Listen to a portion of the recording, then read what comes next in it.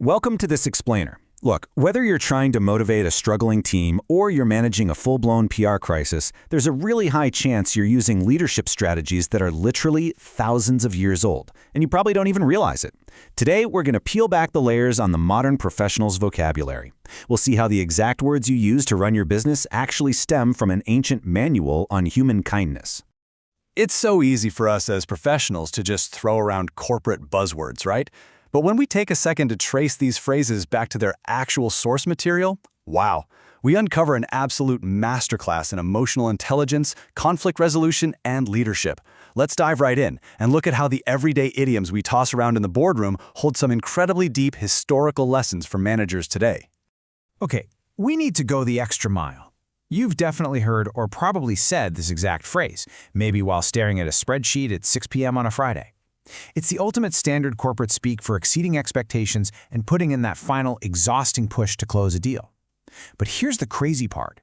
The original context of this phrase had absolutely nothing to do with corporate deliverables. What's genuinely fascinating here is the massive contrast. Today, we use this for pretty mundane office tasks.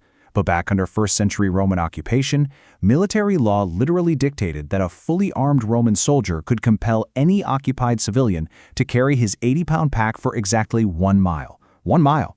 It was a deeply resented, forced requirement. I mean, it represented absolute oppression and a total loss of autonomy. But then comes this ancient instruction from the Gospel of Matthew, chapter 5. It challenged people to respond to that forced oppression with a radical, voluntary generosity that completely shifted the balance of power. The idea was, by choosing to go a second mile when only one was legally demanded, a person transformed a humiliating forced obligation into an act of grace.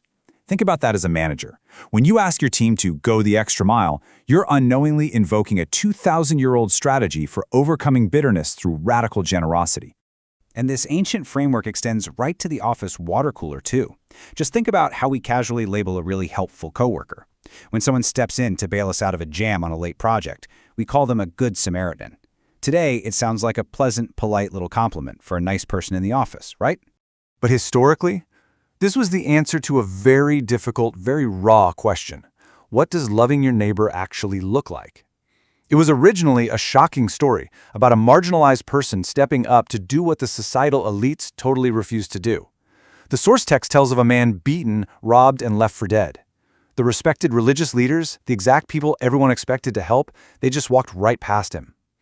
Instead, it was a Samaritan, a member of a deeply despised outsider group who actually stopped, risked his own safety, and paid out of his own pocket to save a complete stranger. This specific narrative from Luke chapter 10 completely redefines corporate responsibility. It shows us that truly loving your neighbor transcends all those imaginary social barriers, and it requires actual tangible sacrifice. It's not just about, holding the elevator door for someone. It's about actually spending your own capital, whether that's your time, your budget, or your hard-earned reputation, to pull a colleague out of the trenches. Now, if true neighborliness requires sacrifice, true teamwork requires something equally challenging.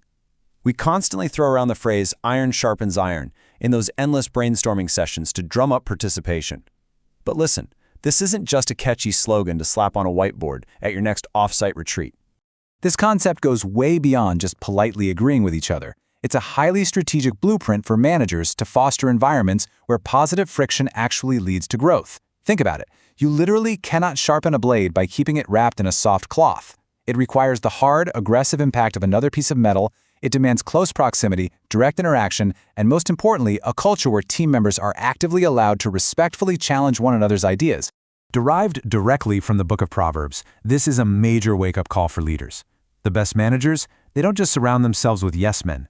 They build teams of strong, capable individuals who can strike against each other intellectually, filing down the dull edges of bad ideas to forge a much sharper, way more effective strategy.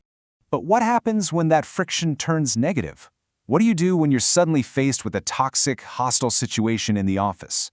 How do you maintain your leadership composure when an aggressive competitor or even a toxic coworker launches a completely unprovoked attack on your work?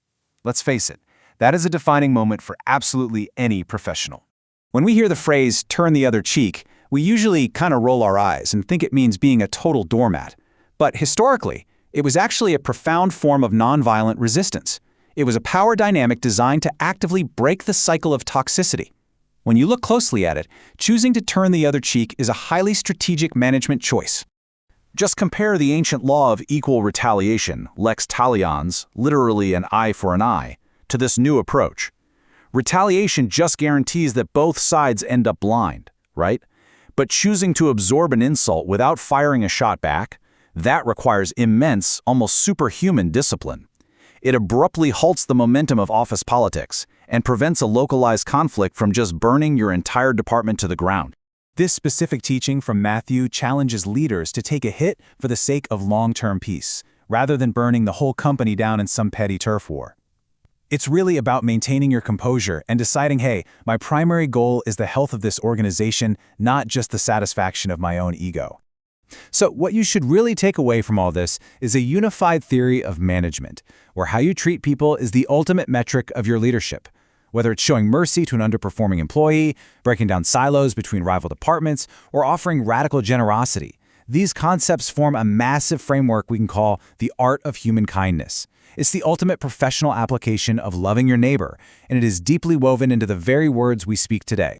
In fact, and get this, because it blew my mind, there are over 250 of these ancient idioms embedded in our everyday English speech, quietly shaping our moral and professional frameworks every single day.